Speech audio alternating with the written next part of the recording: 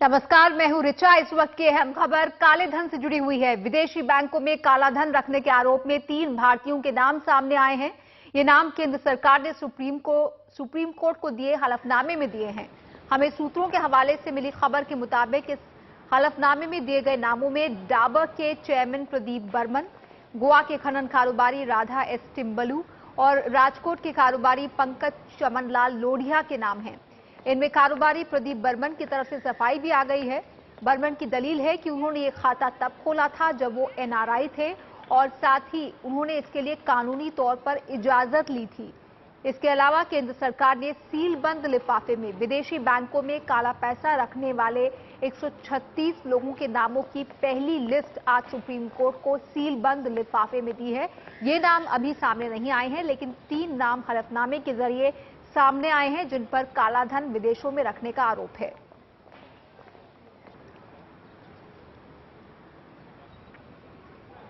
Supreme court ने अपने आदेश में इससे पहले साफ किया था कि देश से बाहर विदेशों में काला धन रखने वाले भारतीयों के नाम सरकार जाहिर करे। और जिन 3 लोगों के नाम सामने आए हैं उनकी तस्वीरें हम आपको दिखा रहे हैं। प्रदीप बर्मन की तरफ से डाबर के प्रवक्ता ने सफाई दी है, जो हम आपको अभी बताएंगे। पंकज लोढ़िया एक कारोबारी हैं, गुजरात के राजकोट के श्रीजी ग्रुप के नाम से वो कारोबार चलाते हैं। इसके अलावा राधा टिम्बलू खनन कारोबारी गोवा से। और इस खबर पर ज्यादा जानकारी के साथ आशीष भार्गव हमारे संवाददाता सुप्रीम कोर्ट से हमारे साथ जुड़ रहे हैं। आशीष, ये जो 3 नाम सामने आए हैं जिसका जिक्र अभी मैंने किया, क्या ये माना जाए कि सरकार ने इनके खिलाफ अब काला धन रखने के मामले में जांच शुरू कर दी है और जांच में कुछ साक्ष्य, कुछ सबूत मिले हैं इनके खिलाफ जिसके चलते ये नाम हलफनामे में दिए गए? जी बिल्कुल, देखिए अगर हम सेंटर की बात को हम देखें, कल रात से एनडीटीवी के माध्यम से हम बता रहे हैं कि सेंटर का साफ तौर पर केंद्र सरकार का कहना है कि वो उन लोगों के नाम उजागर करेगी जिन के खिलाफ प्रोसिक्यूशन शुरू होगा, यानी सबूत मिलेंगे और आगे की कानूनी कार्रवाई शुरू होगी, उनके नाम वो उजागर करेंगे। हालांकि सुप्रीम कोर्ट ने कहा था कि जो भी लिस्ट विदेशी बैंकों से आई है वो तमाम लिस्ट सार्वजनिक की जाए, लेकिन एक अर्जी दाखिल की है केंद्र सरकार ने सुप्रीम कोर्ट में और कहा है कि जो प्रोसिक्यूट होते जाएंगे उनके नाम वो सामने रखते जाएंगे। फिलहाल 3 नाम दिए हैं केंद्र सरकार ने एफिडेविट के माध्यम से सुप्रीम कोर्ट में। और अब रिचा बात करें, अब इसकी सुनवाई कल जो होगी, कल के लिए तारीख तय है इस पूरे मामले की सुनवाई के लिए, तो काफी अहम हो जाएगी क्योंकि जो इस मामले के पिटिशनर हैं वरिष्ठ वकील राम जेठमलानी, वो लगातार विरोध कर रहे हैं इस सरकार के इस मूव का। उन्होंने सुप्रीम कोर्ट के भीतर इतना तक कह दिया था कि ये सरकार वही कदम उठा रही है जो कि यूपीए सरकार उठा रही थी। तो निश्चित तौर पर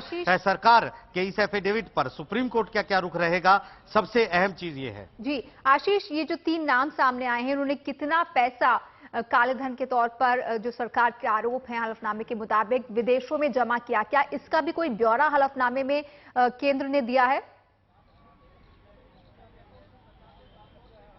जी देखिए, अभी तक जो हलफनामा केंद्र ने दाखिल किया है वो हम तक नहीं पहुंचा है, तो निश्चित तौर पर जब वो हलफनामा हम एक बार देख लेंगे तो साफ हो जाएगा कि केंद्र सरकार ने क्या ब्यौरा उसमें दिया है। लेकिन जो हमें सूत्रों के हवाले से पता चला है, 3 नामों के अलावा सुप्रीम कोर्ट के सामने अपने हलफनामे में यह बताया है केंद्र सरकार ने कि प्रोसीजर क्या होगा, वो कौन सी प्रक्रिया होगी जिसके तहत ये तय किया जाएगा कि ये काला धन है। इसके अलावा ये प्रोसीजर बताया है कि जब वो कोई प्रोसिक्यूशन की जो कार्रवाई होगी, कानूनी कार्रवाई होगी किसी के ऊपर, यानी तय हो जाएगा कि विदेशी बैंक में जो राशि रखी है, जो पैसा रखा है वो काला धन है, वो नाम उजागर करेगा सुप्रीम कोर्ट के सामने केंद्र सरकार। तो निश्चित तौर पर अभी कुछ इंतजार करना पड़ेगा इस पूरे मामले में। हालांकि इन तीनों के बारे में क्या क्या ब्यौरा दिया है सुप्रीम कोर्ट के सामने केंद्र सरकार ने। जी आपका शुक्रिया आशीष उस पूरी बातचीत के लिए।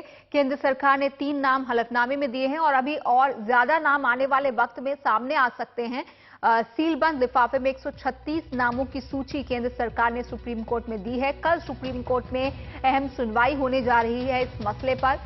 केंद्र सरकार की तरफ से वित्त मंत्री ने पहले इशारा किया था कि वो नामों को सार्वजनिक करने से नहीं हिचकेंगे, लेकिन ये जरूर देखना चाहेंगे कि किसके खिलाफ सबूत हैं और किसने जो धन जमा किया है वो वाकई काला धन है। अगर हम प्रदीप बर्मन की बात करें तो उनके पक्ष में उनकी कंपनी ने सफाई दी है। डाबर के प्रवक्ता ने बयान जारी कर कहा है कि बर्मन परिवार कारोबार को लेकर हर स्तर पर ऊंचे आदर्श और पारदर्शी व्यवहार को बढ़ावा देता है। हम कहना चाहते हैं कि जब ये खाता खोला गया था तब वे एनआरआई थे और इसके लिए कानूनी इजाजत ली गई थी। हमने इस खाते से जुड़ी सारी कानूनी कार्रवाई स्वेच्छा से पूरी की है। साथ ही इनकम टैक्स विभाग में नियम के मुताबिक टैक्स भी भरा गया है। लिहाजा ये बेहद दुर्भाग्यपूर्ण है कि विदेशी बैंकों में खाता रखने वाले सारे लोगों को एक ही ब्रश से पेंट किया जा रहा है, यानी बदनाम किया जा रहा है।